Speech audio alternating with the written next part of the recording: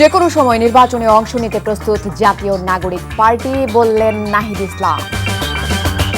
ঈদ উল ফিতর উপলক্ষে ছুটির দিনে রাজধানীর বিপণী বিতানগুলোতে উপচে পড়া ভিড়, সন্তুষ্ট বিক্রেতারা।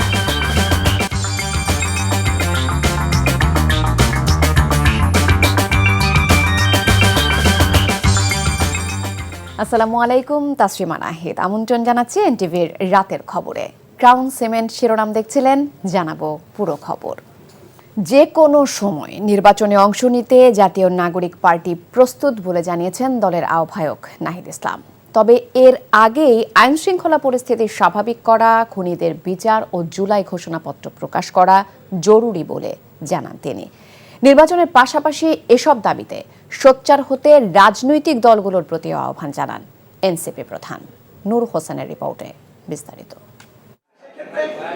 জুলাই গণ অভ্যুত্থানের আকাঙ্ক্ষাকে ধারণ করে আত্মপ্রকাশের পর দলের প্রথম সাধারণ সভা শেষে সাংবাদিক সম্মেলনে কথা বলেন জাতীয় নাগরিক পার্টি এনসিপির আহ্বায়ক নাহিদ ইসলাম। এ সময় রয়টার্সকে দেয়া সাম্প্রতিক সাক্ষাৎকারের ব্যাখ্যা দেন তিনি। বলেন, যে কোনো সময় নির্বাচনে অংশ নিতে প্রস্তুতি রয়েছে জাতীয় নাগরিক পার্টির। এই বছর নির্বাচন করা সম্ভব না, আমি ঠিক এইভাবে কথাটা বলি নাই। আমি বলেছিলাম যে এখন দেশের যে আইন শৃঙ্খলার পরিস্থিতি, সেই পরিস্থিতিটা পুলিশ যেরকম নাজুক অবস্থায় আছে, এইরকম নাজুক অবস্থায় নির্বাচন করাটা অনেক বেশি কঠিন হবে। মানে নির্বাচনের জন্য নাগরিক পার্টি তার মানসিকতা এবং প্রস্তুতি রয়েছে। গণপরিষদ বা জাতীয় নির্বাচনের কথা বলছি, কিন্তু তার আগে আমরা দৃশ্যমান বিচার কার্যক্রম দেখতে চাই। নির্বাচন কেন্দ্রিক একটা শব্দ আসলে কেন তারা শুধু নির্বাচন পিছানোর ভয়টা করে? কেন শুধুমাত্র আমাদের মাথায় একটা নির্বাচন হবে, আমরা দ্রুততম সময়ের মধ্যে ক্ষমতায় যাব, এই চিন্তাটা কেন কাজ করে? তবে নির্বাচনে জোট গঠন নিয়ে এখনো কোনো আলোচনা হয়নি বলে জানান এনসিপির আহ্বায়ক। সাংগঠনিক সক্ষমতা বাড়াতে এ মাস থেকেই কাজ শুরু হচ্ছে বলেও জানান তিনি। সাংবাদিক সম্মেলনে এনসিপির অর্থায়ন নিয়ে সাংবাদিকদের প্রশ্নের খোলামেলা জবাব দেন নাহিদ ইসলাম। বলেন, জনগণের অর্থায়নে পরিচালিত হবে জনগণের দল জাতীয় নাগরিক পার্টি। দেশকে নতুনভাবে গড়তে চায়, ছাত্রদের এই যে নতুন উদ্যোগকে সমর্থন করছে, যে সৎ মানুষরা রয়েছে সকল সমাজে, তাদের থেকে আমরা সহযোগিতা চাচ্ছি। সাধারণ মানুষের কাছ থেকেও আমরা সহযোগিতা চাবো। আমরা রিকশাওয়ালা থেকে শুরু করে সমাজের সকল শ্রেণী পেশার মানুষের কাছে যাব আর্থিক সহায়তার জন্য, কারণ আমরা মনে করি এটা জনগণের দল এনসিপি, এবং জনগণের অর্থতেই এটি আসলে পরিচালিত হবে। এদিকে গত বুধবার নর্থ সাউথ বিশ্ববিদ্যালয় এলাকায় সার্জিস আলমের উপস্থিতিতে হট্টগোলে ছাত্রদলের কেন্দ্রীয় এক নেতা জড়িত বলে অভিযোগ করেন এনসিপির মুখ্য সংগঠক সার্জিস আলম। তিনি এই ছাত্রদল নামক যে নূর হোসেন, এনটিভি নিউজ, ঢাকা। এদিকে নর্থ সাউথ বিশ্ববিদ্যালয়ে এনসিপির নেতা সার্জিসের সাথে হওয়া অনাকাঙ্ক্ষিত ঘটনায় জড়িত না থাকলেও উদ্দেশ্যমূলকভাবে ছাত্রদলের ওপর অযাচিত দোষ চাপানো হয়েছে বলে অভিযোগ করেছেন ছাত্রদল সভাপতি রাকিবুল ইসলাম রাকিব। রাজধানীর পল্টনে বিএনপির কেন্দ্রীয় কার্যালয়ে এক সংবাদ সম্মেলনে এমন মন্তব্য করেন তিনি। তাদের দাবি, দেশের বিভিন্ন এলাকায় একইভাবে ছাত্রদলের সুনাম ক্ষুণ্ণ করতে রাজনৈতিক উদ্দেশ্যে এ ধরনের কৌশল নেওয়া হচ্ছে। ছাত্রদল সভাপতির দাবি, বেসরকারি বিশ্ববিদ্যালয়ের বৈষম্য বিরোধী ছাত্রদের সাথে পূর্ব শত্রুতার জেরে সার্জিসের ওপর হামলা হলেও ফেসবুকে তিনি উদ্দেশ্যমূলকভাবে ছাত্রদলকে জড়িয়ে অভিযোগ করেছেন। নতুন রাজনৈতিক বন্দোবস্তের কথা বলে বৈষম্য বিরোধী ছাত্ররা পুরনো মডেলের রাজনৈতিক দল গড়েছে দাবি করে তাদের মাধ্যমে জাতির নতুন কোনো প্রত্যাশা পূরণ হবে না বলেও মন্তব্য করেন ছাত্রদল নেতারা।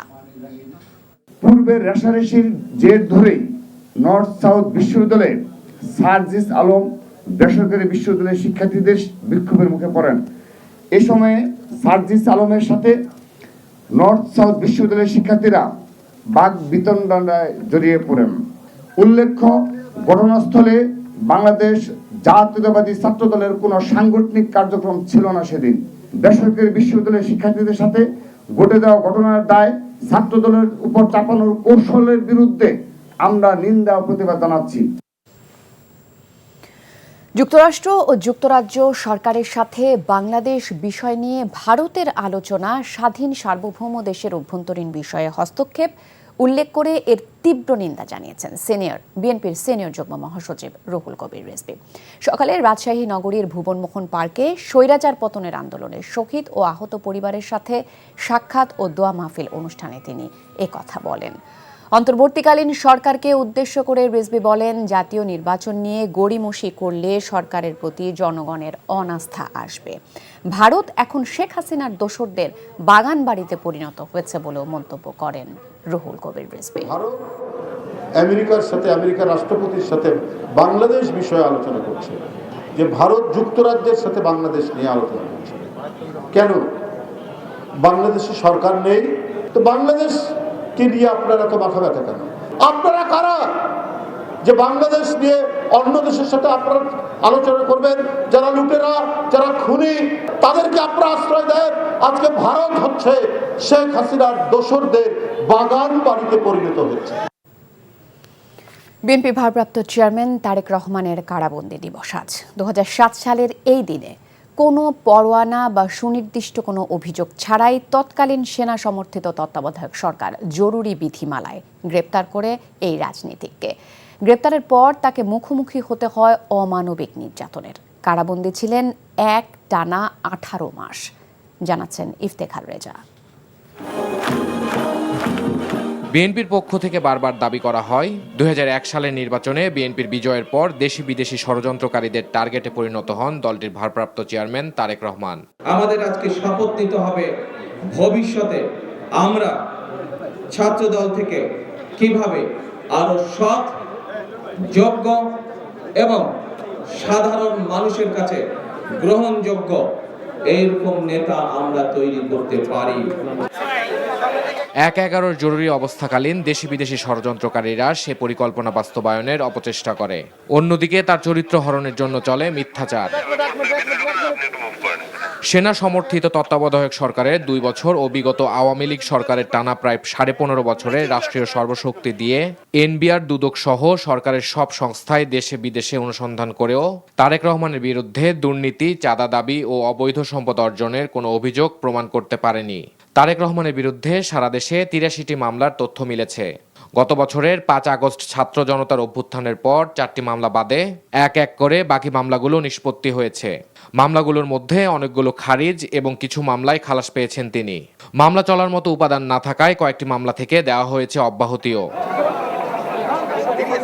1/11 সরকারের হাতে গ্রেপ্তারের পর তারেক রহমানের উপর পুলিশ রিমান্ড ও কারাগারে চালানো হয় অকথ্য নির্যাতন। একটানা 554 দিন বা 18 মাস কারাবাস করতে হয় তাকে। এরপর 12টি মামলায় জামিন পেয়ে 2008 সালে 3 সেপ্টেম্বর তিনি পিজি হাসপাতাল থেকে চিকিৎসাধীন অবস্থায় মুক্তি পান। পরে তাকে উন্নত চিকিৎসার জন্য নেওয়া হয় যুক্তরাজ্যে। বর্তমান যুক্তরাজ্য থেকেই দলকে নেতৃত্ব দিয়ে যাচ্ছেন তিনি। প্রায় প্রতিদিনই সারা দেশ সহ দেশের প্রত্যন্ত অঞ্চলের নেতাকর্মীদের সাথে করছেন যোগাযোগ। 5 আগস্ট পর পরিবর্তিত পরিস্থিতিতে দীর্ঘ 7 বছর পর লন্ডনে দেখা হয় মায়ের সাথে। উন্নত চিকিৎসার তদারকি করছেন তিনি নিজেই। বেগম খালেদা জিয়া আগের চেয়ে সুস্থ বোধ করলে যোগ দিচ্ছেন 2-1টি দলীয় কর্মসূচিতেও। আপনাদের এবং ছাত্রদের সমন্বিত আন্দোলনের ফলে ফ্যাসিস্ট শাসকেরা বিদায় নিয়েছে। ছাত্র জনতার গণ অভ্যুত্থান পরবর্তী পরিস্থিতিতে আইনি প্রক্রিয়া শেষ করে দেশে ফিরে শিগগিরই মাঠের রাজনীতিতে পুরোপুরি সক্রিয় হবেন এমন প্রত্যাশা বিএনপির নেতাকর্মী ও দেশবাসীর। আমি বাংলাদেশ জাতীয়তাবাদী দলের পক্ষ থেকে অন্তর্বর্তীকালীন সরকারের প্রতি আরো সতর্কতা অবলম্বনের আহ্বান জানাই। Iftekhar Reza, NTV news, Dhaka.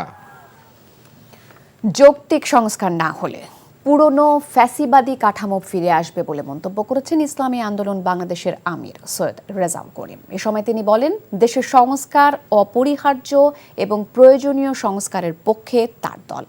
রাজধানীর একটি হোটেলে দলের ইফতার মাহফিলে এসব কথা বলেন চরমোনাই পীর সৈয়দ রেজাউল করিম। জুলাই গণহত্যায় যারা জড়িত তাদের তদন্ত করে বিচারের মুখোমুখি করার দাবিও জানান ইসলামী আন্দোলন বাংলাদেশের আমির। তিনি আরও বলেন, দেশের শান্তি শৃঙ্খলা ফেরাতে জাতীয় ঐক্যের প্রয়োজন। এদিন ইসলামী আন্দোলন বাংলাদেশের ইফতার মাহফিলে যোগ দেন বিএনপির স্থায়ী কমিটির সদস্য ডক্টর মঈন খান, সালাউদ্দিন আহমেদ, জামায়াতের আমির ডক্টর শফিকুর রহমান, জাতীয় নাগরিক পার্টির আহ্বায়ক নাহিদ ইসলাম সহ বিভিন্ন দেশের রাষ্ট্রদূতরা। আসন্ন ঈদ উল ফিতর উপলক্ষে ভিড় বাড়তে শুরু করছে রাজধানীর বিপণী বিতানগুলোতে। রমজানের প্রথম শুক্রবার ভিড় ছিল চোখে পড়ার মতো। শেষ মুহূর্তের ঝক্কি ঝামেলা এড়াতে কেউ কেউ আগেই সেরে নিচ্ছেন কেনাকাটা, আবার অনেকেই করছেন বাজার যাচাই। বিক্রেতারা বলছেন প্রথম ছুটির দিন হিসেবে কেনাকাটা অনেকটাই ভালো। মেজবা হাসান জানাচ্ছেন বিস্তারিত। ঈদের এখনও ঢের বাকি, তবুও প্রিয়জন ও নিজের কেনাকাটা সারতে একটু আগেভাগেই রাজধানীর নিউ মার্কেটে এসেছেন এই ক্রেতা। থ্রি পিস কিনে আগেভাগেই দর্জির দোকানে বুকিং দিতে হবে, তাই তো সেরা কালেকশনটি বেছে নিতে বাছাই করে দেখছেন এই নারী। আগে ভাগে কিনছি কারণ টেলাররা পরে আর নিতে চায় না, তো ড্রেস আনস্টিচ দেখছি তো ওটা বানাতে হবে তাই। শপিং মলগুলোতে ছুটির দিনে এমন ক্রেতাদের সমাগম বেড়েছে। বিশেষ করে মেয়েদের থ্রি পিস, পরিবারের ছোট সদস্যদের জন্য জামা কাপড় কিনতে এসেছেন অধিকাংশই। কেউ এসেছেন নিজের জন্য সেরা কালেকশনটি বেছে নিতে, আবার কেউ এসেছেন যাচাই বাছাই করতে। আমরা যেটা চিন্তা করছি যে ভিড় হবে না, কিন্তু ওই তুলনায় আপনার প্রচুর কাস্টমার, আল্লাহর আমাদের কাস্টমারও ভালো। লাস্টে ভালো কালেকশন পাই না, এর জন্য এখনই দেখা। নাতি পুতের বউ এদের জন্য কেনাকাটা করতে আসছি। একটা ড্রেস কিনছি আর দেখতেছি আর কিনবো। আমি আমার বোন আম্মু। বাচ্চাদের জামা কাপড়, স্যান্ডেল, জুতা এখন অনেক বাকি, আমরা তো আর পরে করি না, আগেই করে ফেলি শেষ। ভিড় নেই শাড়ির দোকানে, পাঞ্জাবির দোকানে লোক সমাগম কম। তবে বিক্রেতারা আশা করছেন সামনের দিনগুলোতে বিক্রি বাড়বে। মার্কেটে কাস্টমার আছে, মেবি শাড়ির সাইডে কাস্টমার নেই, থ্রি পিস আনস্টিচে কাস্টমারটা বেশি। বাচ্চাদের জামা আর পাঞ্জাবি কেনার জন্য ঢুকছি, পরবর্তীতে ভালো কালেকশনটা পাওয়া যায় না, এই জন্য আগে চলে এসেছি। অন্যবারের তুলনায় এবার শুরু থেকেই বেড়েছে ক্রেতা, তবে বাড়তি দাম নিয়ে অভিযোগ করছেন কেউ। একটা 800 টাকা দামের জিনিস এরা 2800 টাকা চাচ্ছে, এক্সেস। ঈদের দিন ঘনিয়ে আসার সাথে সাথে আরও বাড়বে বেচা বিক্রি, জমে উঠবে বিপণী বিতানগুলো, এমনটাই প্রত্যাশা বিক্রেতাদের। Misbah Hasan, NTV news, Dhaka. রাজধানীর তেজগাঁও রেলগেট থেকে 7 রাস্তা পর্যন্ত মূল সড়ক এখনও ট্রাক কাভার্ড ভ্যানের দখলে। এতে নিত্য ভোগান্তিতে পড়ছেন সাধারণ মানুষ। প্রায় 1 দশকের চেষ্টায়ও মূল সড়ক থেকে ট্রাক সরাতে পারেনি ঢাকা উত্তরের নগর প্রশাসন। উল্টো ট্রাক টার্মিনালের জন্য প্রস্তাবিত 5 একর জমি বেহাত হবার পথে। এমন বাস্তবতায় দ্রুত এ সমস্যার সমাধানের পথ খোঁজার তাগিদ নগর বিশেষজ্ঞদের। নাজিবুর রহমানের রিপোর্ট। 2 মিনিটের পথ পাড়ি দিতে ঘন্টার পর ঘন্টা কাটাতে হচ্ছে একই সড়কে। এ চিত্র তেজগাঁও 7 রাস্তা ও রেলগেট এলাকার নিত্যদিনের। তীব্র যানজটে ক্লান্তি বাড়ছে অফিসগামী মানুষ আর স্কুলগামী অসংখ্য শিক্ষার্থীদের। 100 ফিট মূল সড়কের 70% জায়গায় দখল করেছে ট্রাক কাভার্ড ভ্যান। আজকে সকাল 8টায় ক্লাস, আমি যদি বাইর হই এই জায়গাটা পার হইতে আমার প্রায় 15 থেকে 20 মিনিট সময় লাগে। রাস্তার মধ্যে দিয়ে মানুষও হাঁটাহাঁটি করতেছে, প্লাস গাড়িও চলতেছে। শুধু মূল সড়কই নয়, তেজগাঁও এলাকার আশেপাশে সব সড়কই দখল করেছে ট্রাক কাভার্ড ভ্যান মালিকরা। প্রশাসনের তৎপরতা না থাকায় যত্রতত্র যানবাহন রেখে রাস্তা দখলে নিয়েছেন তারা। ফুটপাত ধরে হাঁটার পরিবেশও নেই এসব এলাকায়। সন্ধ্যার পর এলাকায় সৃষ্টি হয় ভুতুরে পরিবেশ। ফুটপাতটা এবং ট্রাকগুলো একভাবে নিচে, মানে 2 জন মানুষ একসাথে যাওয়া যায় না, চিপাচিপি হয়, এই হয়, অনেক অসুবিধা হয়। আমাদের এখান থেকে রাস্তা পারাপার করতে অসুবিধা হয়। বছরের পর বছর চেষ্টা করেও মেয়র আনিসুল হক সড়কটি দখলমুক্ত করতে পারেনি ঢাকার নগর প্রশাসন। 5 আগস্ট সরকার পতনের পর এই সমস্যা আরও তীব্র হয়েছে।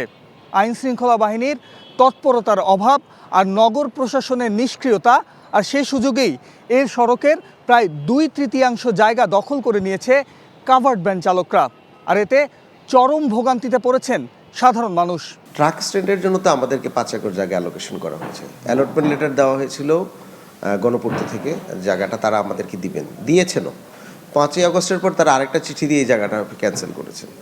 তো এবং তারা বলছেন এটা নাকি আগে মানে এক ধরনের নেগোসিয়েশন হয়েছে, এখন তারা এটা চান না। মাননীয় উপদেষ্টা, আমরা ওনার দৃষ্টি আকর্ষণ করে এটা আমরা 1-to-1 করায় নিয়ে আসবো।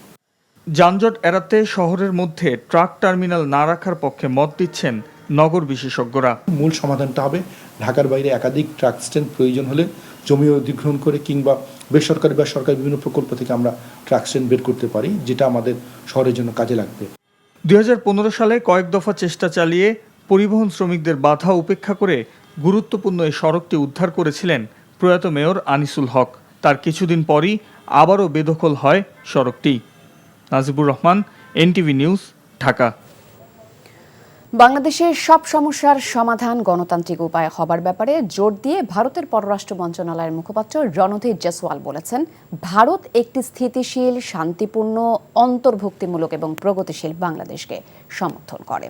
শুক্রবার নয়াদিল্লিতে এক সংবাদ সম্মেলনে এসব কথা বলেন তিনি। এ সময় তিনি বাংলাদেশে আইনশৃঙ্খলা পরিস্থিতির অবনতি নিয়ে উদ্বেগ প্রকাশ করেন। এদিকে বাংলাদেশ ও ভারতের কর্মকর্তারা সম্প্রতি কলকাতায় যৌথ নদী কমিশনের ৮৬তম বৈঠক করেছেন। তাতে ৩০ বছর মেয়াদী গঙ্গার পানি বণ্টন চুক্তি পুনর্নবায়নের বিষয়ে আলোচনা হয়েছে। আগামী বছর এই চুক্তি পুনর্নবায়ন করার কথা রয়েছে। চট্টগ্রামে এক গার্মেন্টস কর্মকর্তাকে ছাত্র প্রতিনিধি পরিচয় দিয়ে বাসা থেকে ধরে নিয়ে মুক্তিপণ আদায়ের ঘটনায় ৪ জনকে আটক করেছে গোয়েন্দা পুলিশ। দুপুরে চট্টগ্রাম মেট্রোপলিটন পুলিশের কার্যালয়ে এক সংবাদ সম্মেলনে এসব তথ্য জানান অতিরিক্ত ডিআইজি হোসেন মোহাম্মদ কবির।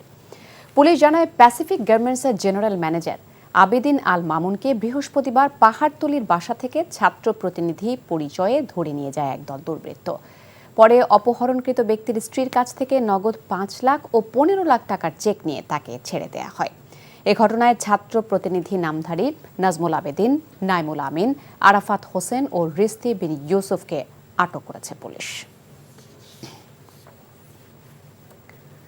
দেশকে অস্থিতিশীল করতে ভারত ষড়যন্ত্র করছে, আর দেশটির ইন্ধনে, ধর্মীয় লেবাসে ষড়যন্ত্রকারীরা অপকর্ম করে যাচ্ছে বলে অভিযোগ করেছেন জাতীয় নাগরিক পার্টির মুখ্য সংগঠক হাসনাত আব্দুল্লাহ।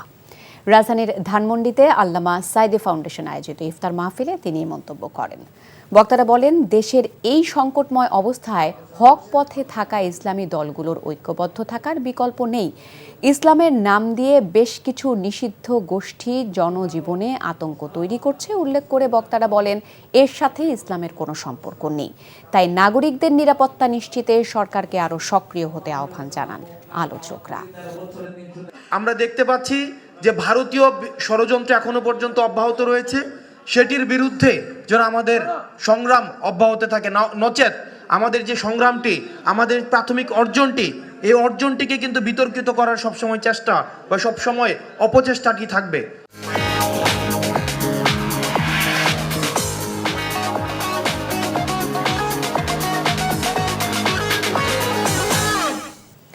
মার্কেন্টাইল ব্যাংক অর্থনীতির খবর। সরবরাহ বাড়ায় রমজানে প্রয়োজনীয় ছোলা ও চিনির দাম গত সপ্তাহের চেয়ে প্রতি কেজিতে কমেছে অন্তত 10 টাকা। সোনালী মুরগির দামও কেজিতে কমেছে 40 টাকা। পুরোপুরি না হলেও সংকট অনেকটাই কেটেছে সয়াবিন তেলের। তবে লেবু, বেগুন বিক্রি হচ্ছে আগের বাড়তি দামেই। নতুন করে বেড়েছে মিনিকেট চালের দামও। সেলিম মালিকের রিপোর্ট।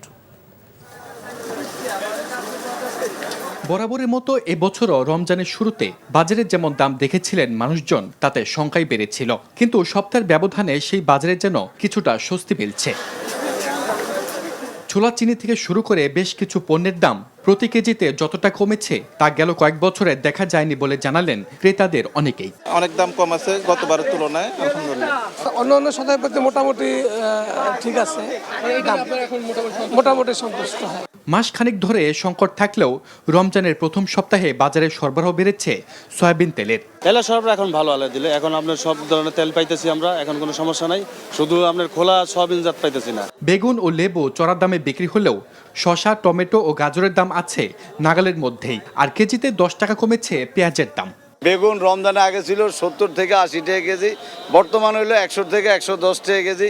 লেবু রমজানে আগে ছিল আপনার হলো এই 20 টাকা 25 টাকা পিস, বর্তমান হয়েছে আপনার হলো 30 টাকা 35 টাকা পিস। তবে আবারও ঊর্ধ্বমুখী মিনিকেট ও মোটা চালের বাজার। নাশের দাম তো আগে থেকে বাড়তেছে, এটা এই পর্যন্ত তাদের কোনো সিন্ডিকেট ভাঙতে পারে না। আসলে মূল তাদের সিন্ডিকেট। মিনিকেটটা আমরা এতদিন বিক্রি করছি 78 থেকে 80 টাকা, এখন 80 থেকে 84 টাকা পর্যন্ত বিক্রি করতে হয়। এত বছর কিন্তু চালের দাম এত বাড়ে না, বাড়ছে কতটা সীমা ছিল, কিন্তু এবারকার সীমা লঙ্ঘন হয়ে গেছে। গেল সপ্তাহের দামে বিক্রি হচ্ছে ব্রয়লার মুরগি, তবে কেজিতে 40 টাকা কমেছে সোনালিকা মুরগিতে। সোনালি এখন হয়েছে 260 টাকা কেজি, আর ব্রয়লার 180 টাকা কেজি, অনেক কমে গেছে। দাম এখন কোনো কাইচিস নাই, মাল খালি আইতে আছে। বাজারে আগের দামে বিক্রি হচ্ছে বেশিরভাগ মাছ, তবে কেজিতে আরও 20 টাকা বেড়েছে গরুর মাংসের দাম। সেলিম মালিক, এনটিভি নিউজ, ঢাকা। প্রতি বছর রমজান এলেই নানা মুখরোচক খাবারের সমাহারে ইফতার আয়োজন করে থাকে রাজধানীর বিভিন্ন রেস্টুরেন্ট। তেমন এক ইফতারের এলাহি আয়োজন নগরীর বনানীর গ্র্যান্ড ইফতার বাজার। একই ছাদের নিচে বাহারি স্বাদের খাবারের পসরা সাজিয়ে বসেছে বেশ কয়েকটি নামি দামি রেস্টুরেন্ট। লাইভ কিচেন থেকে গরম খাবার কিনে নিয়ে যাবার পাশাপাশি রয়েছে অনলাইন টেকওয়ে সার্ভিস। খাবারের মান ও আয়োজন নিয়ে সন্তুষ্টির কথা জানান ভোজন রসিকরা। আরও জানাচ্ছেন আরাফাত ইসলাম। রমজানের ইফতার মানেই বাহারি ধরন আর স্বাদে অনন্য বৈচিত্র্যময় খাবারের এক বিশাল সমাহার। বনানীর সোয়াট ফিল্ডে এমনই আয়োজন গ্র্যান্ড ইফতার বাজার। রাজধানীর বিভিন্ন ঐতিহ্যবাহী ও বিখ্যাত রেস্তোরাঁগুলোর অংশগ্রহণে এ নিয়ে তৃতীয়বারের মতো এই আয়োজন। স্টলগুলোর পেছনেই রয়েছে লাইভ কিচেন। পরিচ্ছন্ন পরিবেশ আর স্বাদে অতুলনীয় সব খাবারে রয়েছে ভিন্নতা। পুরান ঢাকার বিউটি লাচ্ছি থেকে শুরু করে মুস্তাকিমের কাবাব কিংবা ডিসেন্টের হালিম আর দোসা এক্সপ্রেস সবকিছুই আছে এখানে। শুক্রবার ছুটির দিন হওয়ায় ক্রেতা উপস্থিতি বেশি ছিল, তবে রোজার প্রথম সপ্তাহ হওয়ায় পুরোদমে বিক্রি শুরু হয়নি বলে জানান বিক্রেতারা। আমাদের হালিমটা ফেভারিট, মোটামুটি ভালোই যাচ্ছে। আশা করি যে শেষ পর্যন্ত আমরা গেছে বলে যেমন সেল করছি তার চেয়ে এবার বেশি করব। একই ছাদের নিচে এমন আয়োজনে খুশি ক্রেতারা। মানসম্মত খাবার পরিবেশন আর দাম নিয়েও সন্তুষ্টির কথা জানান তারা। এখানে একটা ক্লোজ ডোরে এতগুলা দোকান আমরা পাচ্ছি, এত ভ্যারিয়েশন পাচ্ছি, এই জন্যই আসলে আসা। দেখা যায় যে আমরা ট্র্যাডিশনাল ইফতার আইটেম ছাড়া অন্য ডিফারেন্ট কিছু খেতে ইচ্ছা করে, সো ওগুলো আমরা এখানে পাচ্ছি। খুব ভালো একটা ব্যবস্থা হয়েছে, যেটা আমরা সবাই, এটা আমাদের ভোক্তাদের জন্য এটা একটা বিশেষ সুবিধা নিয়ে এসেছে। কোয়ালিটি নিয়ে এখানে ওরা কম্প্রোমাইজ করে না, যে কারণেই বারবার আছে। ইনফ্যাক্ট ধানমন্ডি থেকে এসেছি এই কারণেই আর কি। ক্রেতাদের ভালো সাড়া পাচ্ছেন বলে জানান আয়োজক কর্তৃপক্ষ। আলহামদুলিল্লাহ, দ্য রেসপন্স ইজ অ্যামেজিং। অনেক মানুষ আসছে। আজকে আমি যেমন 2:30টার সময় এসেছি, অ্যান্ড এসে আমি দেখলাম যে নর্মালি আমাদের 4টার সময় যে ভিড়টা হয় ওই ভিড়টা এখনই আমি পাচ্ছি। রমজানের দিন যত বাড়বে ইফতার বাজার আরও জমজমাট হয়ে উঠবে বলে প্রত্যাশা সংশ্লিষ্টদের। আরাফাত ইসলাম, এনটিভি নিউজ, ঢাকা। জুলাই আন্দোলনে দমন পীড়নে অংশ না নিতে সেনাবাহিনীকে সতর্ক করেছিল জাতিসংঘ। বিবিসিকে ভলকার টুর্ক। যে কোনো সময় নির্বাচনে অংশ নিতে প্রস্তুত জাতীয় নাগরিক পার্টি, বললেন নাহিদ ইসলাম। ঈদ উল ফিতর উপলক্ষে ছুটির দিনে রাজধানীর বিপণী বিতানগুলোতে উপচে পড়া ভিড়, সন্তুষ্ট বিক্রেতারা। বায়তুল মোকাররম এলাকায় পুলিশের টিয়ার শেল ও সাউন্ড গ্রেনেডের ছত্রভঙ্গ হিজবুত তাহরিরের কর্মসূচি। এই ছিল রাতের খবরে। এই খবরের ভিডিও সহ আপডেট জানতে ভিজিট করুন এনটিভি অনলাইন www.ntvbd.com। এছাড়াও এনটিভির জনপ্রিয় সব অনুষ্ঠান ও খবরের আপডেট জানতে ভিজিট করুন আমাদের ইউটিউব ও ভেরিফাইড ফেসবুক পেজে। রাত 1টায় মধ্যরাতের খবর দেখার আমন্ত্রণ রইল। ধন্যবাদ সবাইকে।